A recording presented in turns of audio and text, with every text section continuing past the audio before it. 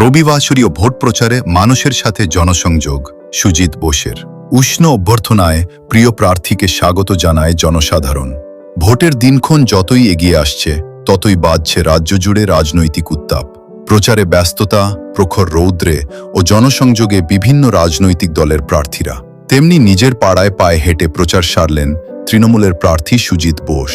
এদিন শ্রীভূমি লেকটাউনের বিস্তীর্ণ অঞ্চলে প্রচার সারলেন তিনি। প্রচারের শুরুতে শিব মন্দিরে পুজো দেন সুজিত বসু। ধামসা মাদলের তালে তালে পায়ে হেঁটে নিজের অঞ্চলে প্রচার সারেন তিনি।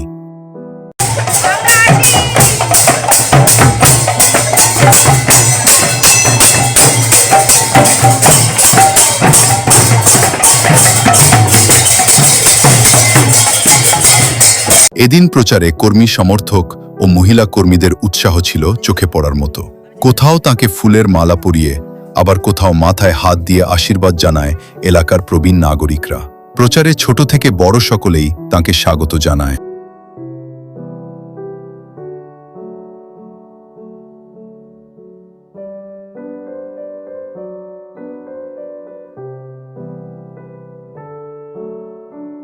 এটা মানুষকে আমি ধন্যবাদ জানাচ্ছি।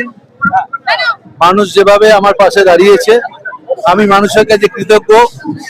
আমি মানুষকে প্রণাম জানাচ্ছি। আমার পক্ষে বলার কিছু অপেক্ষা রাখার সময়ের অপেক্ষা, তাই তো মনে হচ্ছে, তাই তো একটাই বার্তা দিচ্ছি, মানুষ সারা বছর আমার সাথে আছে, আমিও মানুষের সাথে আছি। মানুষকে বলেছি একটু রিনিউটা আমার করে দেবেন 29 তারিখে। বাকি দায়িত্বটা আমার।